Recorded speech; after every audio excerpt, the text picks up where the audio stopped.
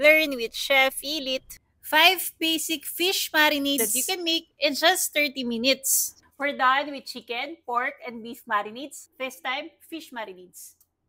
Fish marinades. First, Pinoy Kinilaw. White vinegar, fish sauce, calamansi juice, chilies, red onion, black pepper, sugar, and ginger.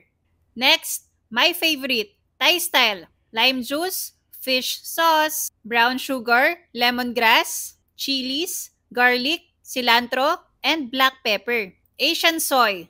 Soy sauce, sesame oil, ginger, brown sugar, black pepper, scallions, or leeks. Next, miso. Mirin, miso paste, sesame oil, honey, and brown sugar. Last but not the least, garlic butter. Melted butter, fresh garlic, olive oil, parsley, paprika, and salt, plus black pepper. This is my favorite too.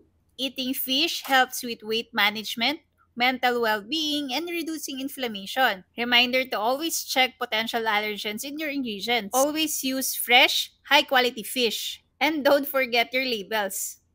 Again, kung wala kayong sealed bag, you can use any sealed container. If I were you, send mo na to sa friend mo. Ready na ulit for 1 week.